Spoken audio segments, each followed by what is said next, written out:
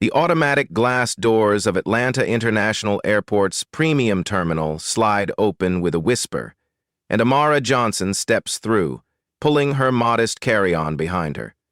The morning sun catches the polished marble floors, creating a mirror-like surface that reflects her simple navy blazer and pressed slacks. She moves with quiet confidence, her steps measured but purposeful, heading toward the exclusive Aerolux VIP lounge entrance. The security guard at the velvet rope barrier looks up from his tablet, his eyes narrowing as they travel from her face to her shoes and back again. "Excuse me, ma'am," he says, his hand already moving to block her path. "This area is for premium members only. You don't belong here." The words hang in the air like a challenge, and Amara's fingers tighten imperceptibly around the platinum card in her hand. Around them, other travelers glide past without scrutiny, their designer luggage and pale skin serving as unspoken passes. "Are you certain about that?" she asks, her voice carrying a weight the guard doesn't yet understand. What happens next will shake the very foundations of this multi-million-dollar facility, and you won't believe the power this woman holds in her hands. Amara Johnson, 45 years old and impeccably professional despite her deliberately understated attire, represents everything the premium lounge staff doesn't expect to see.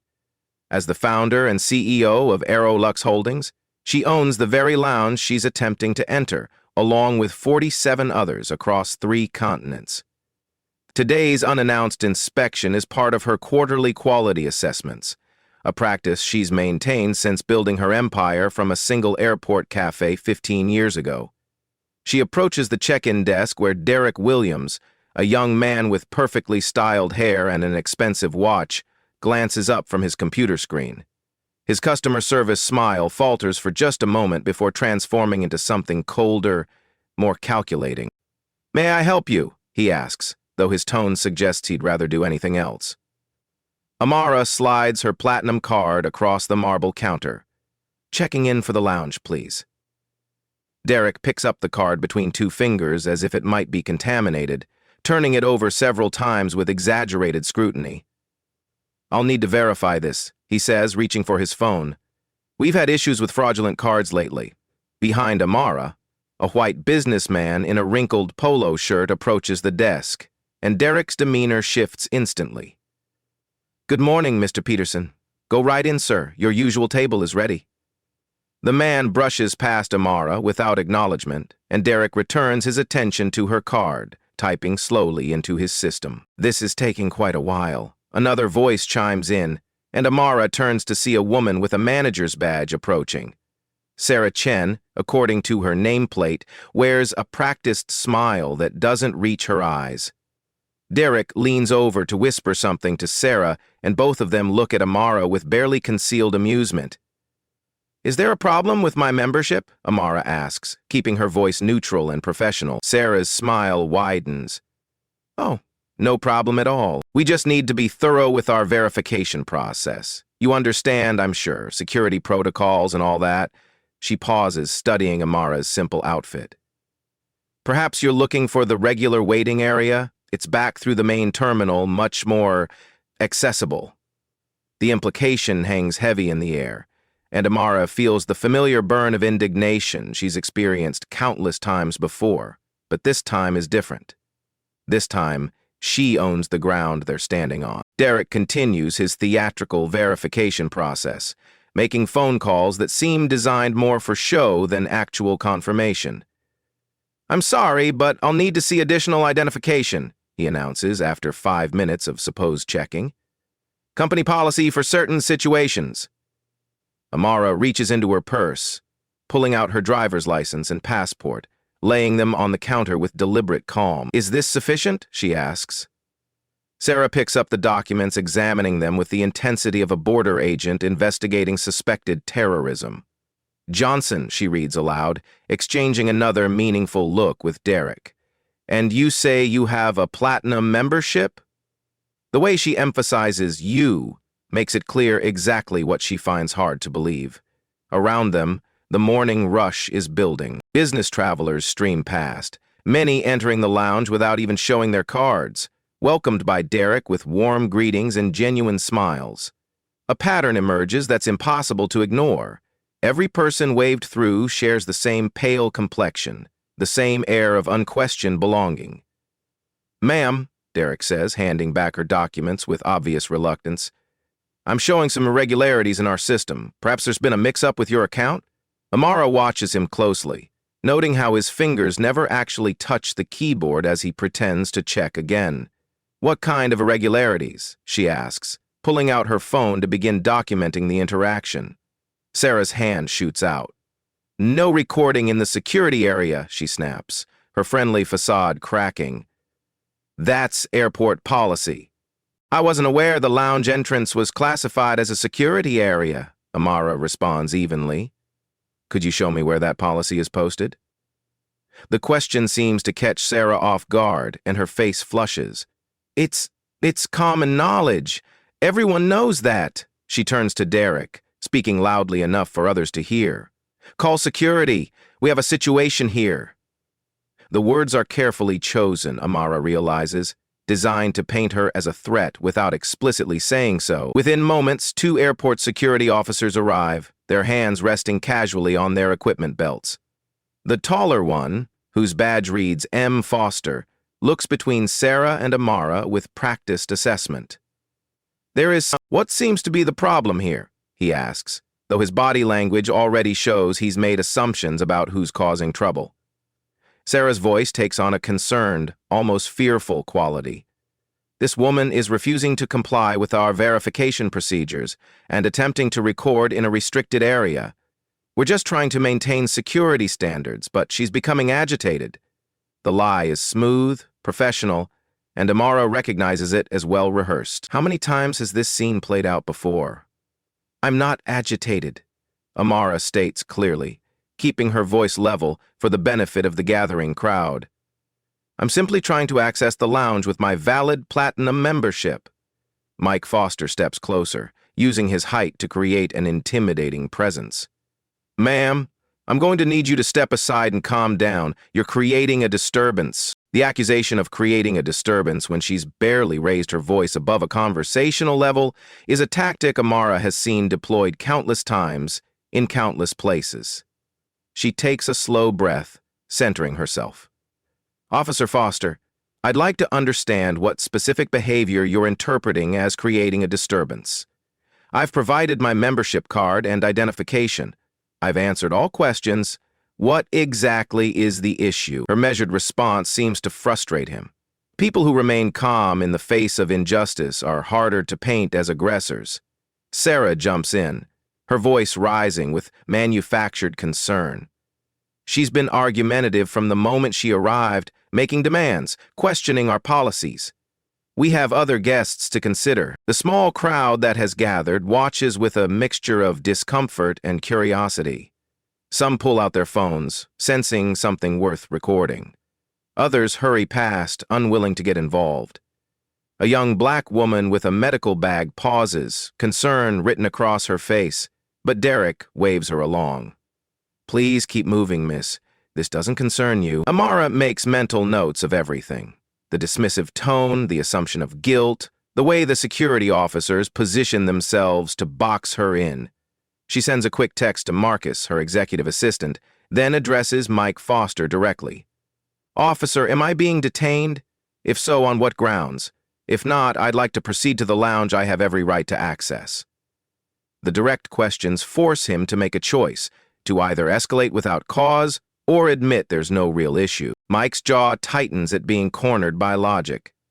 "Listen, lady, we can do this the easy way or the hard way. The staff here says you're causing problems. In my experience, where there's smoke, there's fire." His partner, a younger officer who looks increasingly uncomfortable, shifts his weight nervously. "Maybe we should just verify her membership and let her through," he suggests quietly. Mike silences him with a sharp look. "Rookie? Let me handle this." He turns back to Amara. "I'm going to ask you one more time to step aside and stop making a scene. This is a premium area for premium guests, and clearly there's been some misunderstanding about where you belong." The word belong lands exactly as intended, carrying generations of exclusion in its weight. Sarah nods approvingly, adding her own thrust. Exactly. We have standards to maintain. Our actual members expect a certain atmosphere. She gestures toward the lounge entrance where well-dressed travelers continue to stream in unimpeded. I don't understand why some people insist on pushing into spaces where they're clearly not comfortable. The condescension drips from every word, and Derek can barely contain his smirk. Maybe she got the card from someone, he suggests, loud enough for everyone to— You know how it is. Borrowed, found, or— He trails off, letting the implication hang. Or maybe it's from one of those sugar daddy situations, Sarah adds with false sympathy. No judgment, of course, but we do need to verify legitimate membership. The humiliation is designed to be public, to make Amara feel small, to make her want to leave rather than endure more. It's a playbook written in cruelty and refined by repetition. But Amara Johnson didn't build a multi-million-dollar empire by backing down from bullies. She stands straighter, meeting each of their eyes in turn. I want to be very clear about what's happening here, she says, her voice carrying the kind of authority that makes people stop and listen. You are systematically discriminating against me based on my race. You've subjected me to additional scrutiny not required of white patrons. You've called security without cause. You've made insinuations about my character and the legitimacy of my membership. All of this is not only morally reprehensible, but also legally actionable under the Civil Rights Act of 1964. Mike laughs, a harsh sound that echoes off the marble walls. Oh, now she's a lawyer. Let me guess. You saw that on some TV show? Look, I don't care what you think you know about the law. What I know is that you're trespassing in a restricted area. The accusation of trespassing in a public space where she has membership rights would be laughable if it weren't so serious. Mara continues documenting on her phone, having switched to voice recording in her pocket after the visual recording was prohibited. For the record, she states clearly, I am being denied access to a facility where I have full membership rights, subjected to discriminatory treatment, and now being threatened with false charges of trespassing. Sarah's face contorts with rage at being challenged. Give me that phone, she demands, reaching for Amara's pocket. I told you, no recording! Amara steps back, avoiding the grab. Assault, in addition to discrimination. You're really building quite a case against yourselves. Her calm seems to infuriate them more than any shouting would. Derek slams his hand on the counter. That's it. She's threatening us now. You all heard her. She's threatening legal action, trying to intimidate us into breaking security protocols. The twisting of her words is so blatant that several onlookers shake their heads. The young black woman with the medical bag has returned, this time with an older black man in a business suit. Excuse me, the man says, his voice carrying quiet authority. I'm Dr. James Patterson, and this is Dr. Keisha Williams. We couldn't help but notice what's happening here. We'd like to offer ourselves as witnesses to this interaction. Mike rounds on them immediately. Sir, ma'am, this doesn't concern you. Please move along or you'll be considered interfering with security operations. Dr. Patterson stands his ground. I believe witnessing potential civil rights violations concerns every citizen. We'll be staying. The solidarity seems to embolden others. A young white woman steps forward. I've been recording this whole thing. This is disgusting. An Asian businessman nods in agreement. I fly through here every week. I've never seen them treat anyone like this. Sarah's composed mask begins to crack. Everyone needs to calm down. We're just doing our jobs, following protocols designed to keep everyone safe. What protocols? Amara asks again. Show me the written policy that requires additional verification for black travelers. Show me where it says you can detain someone for having a platinum membership while black. Her words land like punches, each one exposing the lie beneath the veneer of policy and procedure. Derek, flustered and angry, makes a critical error. Look, everyone knows certain people try to get into places they don't belong. We see it all the time. Fake cards, stolen identities, people trying to scam their way into premium services. It's not racist to notice patterns. The admission hangs in the air, and even Mike looks uncomfortable. Dr. Williams speaks up, her voice sharp with indignation. And what pattern is that exactly? The pattern of black excellence making you uncomfortable? Before Derek can respond, a new voice cuts through the tension. What the hell is going on at my lounge?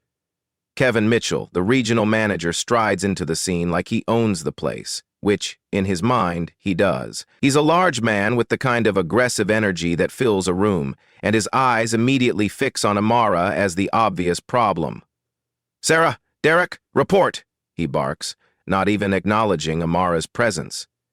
Sarah quickly fills him in, her version of events painting Amara as an aggressive troublemaker who stirred up a mob. Kevin listens, nodding along, his face growing redder with each word.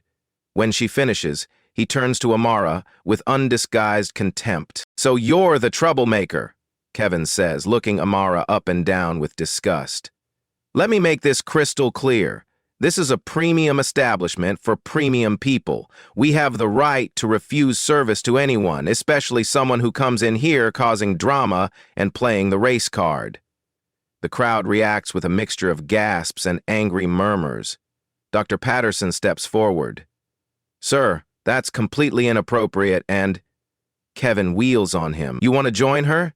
Because I can have you both banned from this airport. Hell, I can make sure you're on the no-fly list by lunch. The threat is so over the top, so beyond his actual authority, that it would be comical if it weren't delivered with such venom. But Kevin is used to people backing down from his bluster, used to his size and volume winning arguments. He doesn't notice Amara typing on her phone, doesn't see the small smile playing at the corner of her mouth. Mr. Mitchell, she says, reading his name tag, are you stating in front of all these witnesses that you're refusing me service based on race? Kevin laughs, a harsh bark of sound. I'm refusing you service because you're a troublemaker, a scammer, and probably a thief. How's that for clarity? The accusations pile up, each one more defamatory than the last.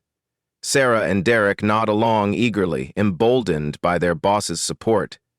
Mike, the security officer, looks like he wishes he were anywhere else, but he's too deep in now to back down. Search her bag, Kevin orders Mike. I guarantee you'll find something that doesn't belong to her. Mike hesitates. Sir? I don't have probable cause to... I'm giving you cause, Kevin shouts. As the manager of this facility, I have reason to believe she's carrying stolen property. That card she's waving around, probably lifted from someone's purse.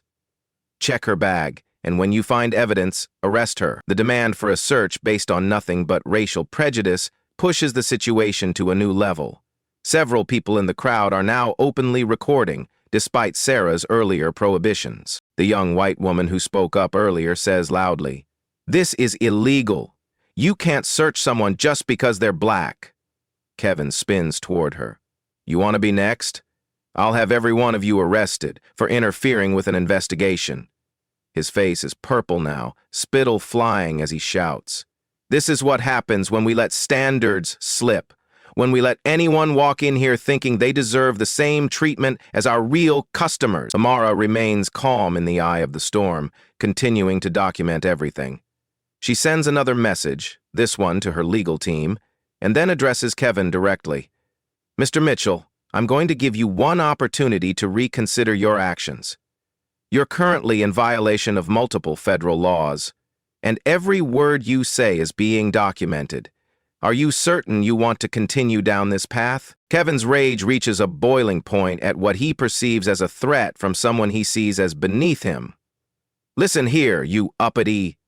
He catches himself before the slur fully forms, but everyone knows what he was about to say. You think you can come in here with your fake card and your threats and intimidate me? I've been running this lounge for 15 years. I've dealt with every scam, every trick, every person trying to weasel their way into spaces they don't belong.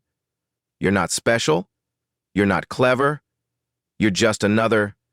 Again he stops, but the unspoken words hang in the air like poison. Sarah feeds off his energy, adding her own venom. She probably saw the lounge on Instagram and thought she could sneak in for selfies, They all want to live that lifestyle without earning it. Derek chimes in. Bet if we check, that card was reported stolen. Or maybe she's someone's mistress, and he forgot to cancel the card when he dumped her.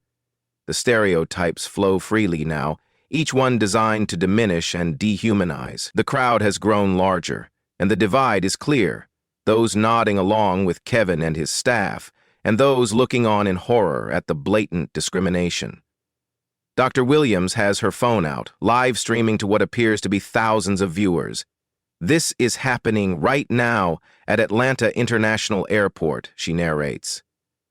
A black woman with a valid membership is being denied access and threatened with arrest for the crime of existing while black. Kevin notices the live stream and lunges for Dr. Williams' phone. Turn that off! You're violating privacy laws! Dr. Patterson steps between them. Don't touch her or her property. You've already dug yourself a deep enough hole. The physical confrontation Kevin was threatening brings two more security officers running. The scene is chaos now. Angry voices, phones, recording from every angle, and in the center of it all, Amara Johnson standing with the serene confidence of someone who knows exactly how this will end. Marcus, her assistant, appears at the edge of the crowd, accompanied by three people in sharp suits. He catches Amara's eye and nods slightly. Everything is in place. Kevin, oblivious to the shifting dynamics, continues his tirade. I want her arrested. I want all of them arrested. Trespassing, disturbing the peace, interfering with business operations. I don't care what you charge them with, just get them out of my lounge. He pulls out handcuffs from his back pocket. Why a lounge manager carries handcuffs is anyone's guess, and advances on Amara. You know what? Forget the cops. I'll citizens arrest you myself. The crowd erupts. Some shout encouragement to Kevin, others scream for him to stop. Mike and his fellow officers look paralyzed, unsure whether to intervene or support the manager. The younger officer finally speaks up. Mr. Mitchell, you can't just arrest people. Please put the handcuffs away. Kevin ignores him, reaching for Amara's wrist. You're under arrest for... He struggles to find actual charges. For being a lying, scamming bit... The sentence is cut off as every screen in the lounge area suddenly flickers to life. The usual flight information disappears, replaced by the Aerolux Holdings logo. A calm, automated voice fills the space. Attention all staff and guests. We are pleased to welcome Ms. Amara Johnson, founder and chief executive officer of Aerolux Holdings, for her quarterly inspection of the Atlanta facility. The effect is immediate and devastating. Kevin's hand freezes inches from Amara's wrist. Sarah's mouth drops open. Derek looks like he might faint. The crowd falls silent, processing what they've just heard. On the screens, a professional photo of Amara appears, the same woman standing before them but in a power suit, featured on the cover of Forbes with the headline, "The Billionaire Who Revolutionized Airport Hospitality." Kevin's hand drops to his side, the handcuffs clattering to the floor. That's not... You can't be... Amara reaches into her pocket and pulls out a sleek black phone. She opens an app that shows complete administrative access to every Aerolux system worldwide. With a few taps, she brings up Kevin's employee file, Derek's recent performance reviews, and Sarah's history of customer complaints. As you can see, she says, her voice carrying to every corner of the now silent area, I am exactly who I've claimed to be from the moment I arrived. The revelation ripples through the crowd like a shockwave. Those who had been recording lower their phones in shock, while others raise them higher, recognizing they're witnessing something extraordinary. From the back of the crowd, Richard Thompson, the airport's general manager, pushes through, his face flushed and panicked. Miss Johnson, I just received a call from the mayor's office. I had no idea you were visiting today. Please let me apologize for whatever misunderstanding has occurred. He glares at Kevin, who seems to be shrinking into himself. Amara ignores Thompson for the moment, instead addressing the crowd. For the past 45 minutes, you've witnessed what black travelers experience every day in spaces like this. The extra scrutiny, the assumptions, the humiliation, all justified under the guise of security, and maintaining standards. She turns to look directly at Kevin, Sarah, and Derek. What you've just demonstrated isn't just poor customer service. It's systematic discrimination that's been allowed to flourish under your management. Marcus steps forward, handing Amara a tablet. She signs something on the screen, then shows it to the 3 employees. Effective immediately, Kevin Mitchell, Sarah Chen, and Derek Williams, your employment with Aerolux Holdings is terminated. Security will escort you from the premises once you've turned in your company property. Derek drops to his knees. Please, Miss Johnson. I didn't know. I was just following Kevin's policies. Exactly, Amara responds. You were following discriminatory policies that should never have existed. How many other travelers have you humiliated? How many have you turned away based on nothing but the color of their skin? Sarah begins to cry, mascara running down her cheeks. I have 2 kids. I need this job. It was just a misunderstanding. But Amara has heard these excuses too many times before. A misunderstanding is mixing up someone's drink order. What you did was deliberate, cruel, and illegal. You'll have plenty of time to explain to your children why treating people with dignity matters. Kevin? His face cycling through shades of red and white, tries one last desperate gambit. You can't do this. I have a contract. I'll sue. One of the suited figures with Marcus steps forward. Mr. Mitchell, I'm Jennifer Walsh from Aerolux Legal. Your contract clearly states that discrimination, harassment, or any violation of federal civil rights law is grounds for immediate termination. Additionally, your behavior today opens you to personal liability. I suggest you remain silent until you've secured your own counsel. The reality of his situation finally hits Kevin. He's not just losing his job. He could be losing everything. The handcuffs he dropped earlier seemed to mock him from the floor. A symbol of the power he thought he wielded now turned against him. Amara turns to Mike Foster and the other security officers. Gentlemen, you have a choice to make. You can escort these 3 former employees from the building, or you can join them in the unemployment line. What's it going to be? Mike straightens up, professionalism suddenly restored. We'll handle it, ma'am. And I apologize for my part in this. I should have recognized discrimination when I saw it. The younger officer nods eagerly. We'll make sure they leave without incident. As security begins to move, Amara holds up a hand. Wait, I want them to understand something first. She addresses Kevin, Sarah, and Derek one last time. You thought my skin color made me less than you. You thought it gave you the right to humiliate me, to treat me as a criminal, to deny me basic dignity. But here's what you failed to understand. Respect isn't about color or class or the clothes someone wears. It's about recognizing the humanity in everyone who walks through those doors. She gestures to the lounge entrance. This company was built on the principle that everyone deserves to feel welcomed and valued. You've betrayed that principle, and now you'll face the consequences. Dr. Patterson starts a slow clap, and soon the entire crowd joins in. The sound fills the space, a judgment more powerful than any court could render. Kevin, Sarah, and Derek are led away, their heads down, as travelers film their walk of shame. The videos will go viral within hours, their faces becoming symbols of what happens when discrimination meets accountability. Richard Thompson steps forward again, wringing his hands. Ms. Johnson, I assure you the airport doesn't condone this behavior. We'll launch a full investigation. Amara cuts him off. Mr. Thompson, I've been documenting discriminatory practices at this airport for 6 months. My legal team has compiled over 300 complaints, 89% from travelers of color. Your investigation should have happened years ago. Thompson pales.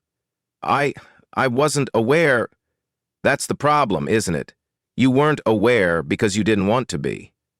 Well, now you have 30 days to implement comprehensive anti-discrimination training for all staff, hire a diversity officer, and establish clear protocols for handling complaints. Fail to meet these requirements and Aerolux will terminate its contract with Atlanta International. The threat carries weight. Aerolux lounges are a major draw for premium travelers, and losing them would cost the airport millions. Thompson nods frantically. Of course, whatever you need. We'll start immediately. Amara turns to the crowd, many still recording. To those of you who stood up today, who refused to be silent in the face of injustice, thank you. Change doesn't happen because of one person with power. It happens when ordinary people decide that discrimination has no place in our society. Dr. Williams approaches, still live streaming. Ms. Johnson, your story is inspiring thousands of people watching right now. Do you have a message for them? Amara looks directly into the camera. To everyone who's been told they don't belong, who's been made to feel less than, who's been denied opportunities because of how they look, don't let them win. Document everything, know your rights, and remember that sometimes the person they're dismissing might just be the one who signs their paychecks. The crowd laughs, a release of tension after the intense confrontation. Marcus whispers something to Amara, and she nods. Now, if you'll excuse me, I have a lounge to inspect. Dr. Patterson, Dr. Williams, would you care to join me as my guests? I think you've more than earned a comfortable place to wait for your flights. Both doctors accept gratefully, and Amara leads them toward the lounge entrance. The remaining staff practically trips over themselves to welcome her properly, their terrified deference a stark contrast to the earlier hostility. As she passes the check-in desk where this all began, Amara pauses. She picks up the handcuffs Kevin dropped and hands them to Mike Foster. Officer, please make sure these are returned to Mr. Mitchell. He might need them where he's going. The implication is clear. Criminal charges are coming. Mike takes the handcuffs solemnly. Yes, ma'am. And again, I'm deeply sorry for my role in this. Amara studies him for a moment. Officer Foster, you have a choice. You can be part of the problem or part of the solution. Today, you chose wrong. What will you choose tomorrow? The question hangs in the air as Amara enters her lounge, Dr. Patterson and Dr. Williams flanking her like an honor guard. The space is exactly as she designed it, elegant, welcoming, a sanctuary for travelers of all backgrounds. But now she sees it through new eyes, wondering how many people have been turned away from its doors, not because they lacked membership, but because they lacked the right skin color. Over the next several hours, Amara conducts her inspection with the kind of thoroughness that makes the remaining staff sweat. She interviews every employee, reviews every policy, examines every customer complaint. What she finds is a pattern of discrimination that goes far deeper than 3 bad employees. It's systemic, woven into the culture Kevin created and Sarah and Derek enforced. By noon, the story has exploded across social media. Aerolux accountability trends worldwide. The videos of Kevin trying to arrest a billionaire CEO for being black while eating at her own lounge become instant memes. News crews gather outside the airport, eager for statements. Amara fields calls from the NABACP, the ACLU, and 3 senators, but she remains focused on the work at hand, cleaning house and rebuilding. She promotes Jasmine Washington, a young black woman who'd been passed over for advancement 5 times, to interim lounge manager. She implements new hiring practices effective immediately. She establishes a customer advocate position specifically to handle discrimination complaints. As the day wears on, more consequences unfold. The state licensing board announces an investigation into Kevin Mitchell's past behavior, with the possibility of barring him from any position in hospitality. Sarah Chen's real estate license, her fallback career, comes under review when past clients come forward with their own stories of discrimination. Derek Williams finds his aviation industry certifications suspended pending investigation. The union representing airport workers issues a statement condemning discrimination and pledging to work with Aerolux on reform. The airport board calls an emergency meeting, with several members demanding Richard Thompson's resignation. Stock prices for Aerolux Holdings actually rise 3%, as investors appreciate a CEO who takes discrimination seriously. But for Amara, the real victory comes in the small moments. The young black girl who approaches her in the lounge, eyes shining, saying she wants to be a CEO too. The elderly black man who thanks her with tears in his eyes, sharing his own stories of being turned away from places he had every right to enter. The white allies who pledge to speak up next time they witness discrimination. As evening approaches, Amara prepares to board her own flight. The gate agents recognize her now, treating her with the respect she always deserved, but shouldn't have had to earn through revelation of wealth and power. She thinks about keeping her identity secret on the next inspection, knowing she'll likely face the same treatment again. It's exhausting, this constant vigilance, this need to prove her worth in spaces she owns. 2 weeks later, Amara returns to Atlanta for the official reopening of the renovated lounge. The space looks the same, but feels entirely different. The staff is diverse, well-trained, and genuinely welcoming. Jasmine Washington has exceeded all expectations as manager, implementing innovative programs to ensure every guest feels valued. The ribbon-cutting ceremony draws media attention, but Amara keeps the focus on the bigger picture. In her speech, she addresses the gathered crowd. What happened here 2 weeks ago wasn't an isolated incident. It was a symptom of a disease that infects too many of our institutions. But today, we prove that change is possible when we have the courage to confront prejudice head-on. She announces the Amara Johnson Fellowship, providing paid internships and mentorship for young people of color entering the hospitality industry. Real change comes from changing who holds power. When our leadership reflects our communities, our policies reflect our values. Dr. James Patterson, now serving on Aero-Lux's new Diversity Advisory Board, adds his thoughts. One person standing up to injustice can create ripples that become waves. Ms. Johnson didn't just defend herself that day, she defended everyone who's ever been made to feel unwelcome in spaces they have every right to occupy. The renovation includes a new addition, a wall displaying the company's commitment to equality, featuring photos and stories of travelers from all backgrounds. At the center is a plaque with a simple message: "You belong here." As the ceremony concludes, Amara mingles with guests, but her attention is drawn to the entrance. A young black woman hesitates at the door, clutching a basic membership card, clearly unsure if she's welcome, despite the signs saying she is. Amara approaches her personally. "Welcome to Aero-Lux. Can I help you find anything?" The woman's face lights up with relief and recognition. You're her, the CEO from the video." Amara smiles. "I am. And you're our valued guest. Come in, let me show you around." As she guides the woman into the lounge, Amara reflects on the journey. The viral videos, the lawsuits, the reforms, they all matter. But this moment, making one person feel welcomed and valued, might matter most of all, because change doesn't just happen in boardrooms and courtrooms. It happens every time someone chooses kindness over cruelty, inclusion over exclusion, courage over comfort. Later that evening, as Amara prepares to fly to her next inspection, this time in Dallas, she gets a text from Marcus. 3 more complaints came in today from different airports, similar situations. She sighs, knowing the work is far from over. But she also knows that each confrontation, each stand for justice, chips away at the system that allows discrimination to flourish. Her phone buzzes with another message, this one from an unknown number. "Ms. Johnson, I was one of the security guards that day. You asked what I'd choose tomorrow. I've enrolled in the diversity training program and requested a transfer to community relations. Thank you for making me see what I was part of.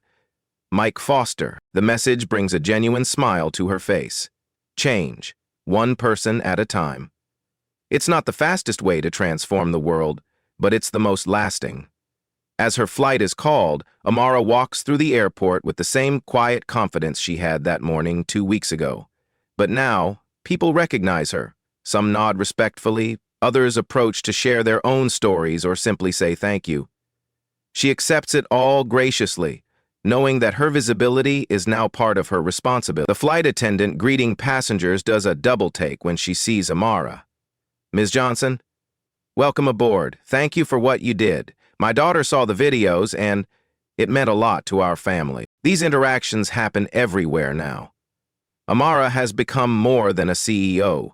She's become a symbol of standing up to power, of refusing to accept discrimination as the price of existing in certain spaces. But symbols are only as powerful as the actions they inspire. As the plane lifts off, Amara opens her laptop to review the Dallas facility's complaint records. The patterns are there, as she expected. Different faces, same prejudices. Different excuses, same discrimination. Tomorrow, she'll walk into another facility, likely face another confrontation, definitely challenge another system. But tonight, she allows herself a moment of satisfaction. 3 people who made discrimination their business model are facing justice. Hundreds of employees are being trained to do better. Thousands of travelers will be treated with dignity. And somewhere, a young black girl is dreaming of becoming a CEO, knowing it's possible because she saw someone who looks like her refuse to be diminished. That's how change happens. One stand, one voice, one choice at a time. The flight attendant brings her a coffee, the exact way she likes it, without having to ask. The crew wanted you to know we're all behind you, Ms. Johnson. It's about time someone showed them what happens when they mess with the wrong one. Amara thanks her and returns to her work. There are more lounges to inspect, more systems to challenge, more people to inspire. The work never ends, but neither does the impact. As the plane cruises through the night sky, she thinks about her next, unannounced visit. Will they recognize her? Will they treat her with respect? Or will she face another Kevin, another Sarah, another Derek? It doesn't matter. She'll be ready either way. Because Amara Johnson knows a truth that every person who's ever been told they don't belong needs to hear. You have every right to take up space in this world. You have every right to demand respect. And sometimes, the greatest power isn't in revealing who you are, but in remembering who you are when others try to tell you you're less than. The laptop screen glows in the darkened cabin as she prepares for the next battle. But it's not a burden, it's a purpose. Every confrontation is an opportunity. Every stand is a statement. Every victory belongs not just to her, but to everyone who's ever been made to wait outside. Tomorrow, Dallas. Next week, Chicago. Next month, London. The work continues. One airport, one lounge, one act of courage at a time. Because that's how you change the world. Not all at once, but relentlessly, persistently, with the unshakable conviction that justice isn't just possible, it's inevitable, when good people refuse to stay silent. Amara closes her laptop and looks out the window at the lights below. Somewhere down there, someone is being told they don't belong. But also somewhere down there, someone is finding the courage to stand up, to speak out, to demand better. And that's how the world changes. One person, one moment, one choice at a time. The revolution isn't just being televised. It's being live-streamed, shared, and witnessed by millions who are tired of accepting discrimination as the cost of doing business. Amara Johnson isn't just a CEO. She's a catalyst. And the reaction she started won't stop until every person can walk through any door they have a right to enter without having to prove they belong. The flight continues through the night, carrying a woman who refused to be diminished toward another confrontation with injustice, but also toward another victory for dignity, another stand for justice, another step toward a world where the content of character truly matters more than the color of skin. And that world isn't just possible, it's being built. One courageous act at a time. Every one of us has the power to create change in our own sphere of influence. When you witness discrimination, don't look away. When you see someone being diminished, speak up. When systems perpetuate injustice, challenge them. You don't need to be a CEO to make a difference. You just need to be someone who refuses to let prejudice win. The next time you see someone being told they don't belong, remember Amara Johnson. Remember that the person being dismissed might be exactly who that space needs. Remember that dignity isn't negotiable and respect isn't optional. Stand up, speak out, record if you need to, support those facing discrimination. Be the ally you'd want in that moment. Because change doesn't wait for perfect conditions or ideal circumstances. Change happens when ordinary people make extraordinary choices. When we decide that injustice anywhere is a threat to justice everywhere. Be the change. Be the voice. Be the one who says, no more. The world is watching, and history will remember, not just those who discriminated, but those who stood against it. Which side of history will you choose? Justice doesn't arrive on its own. It comes when hearts brave enough dare to demand it. Be that brave heart. The time is now. The place is wherever you are. The power is already in your hands.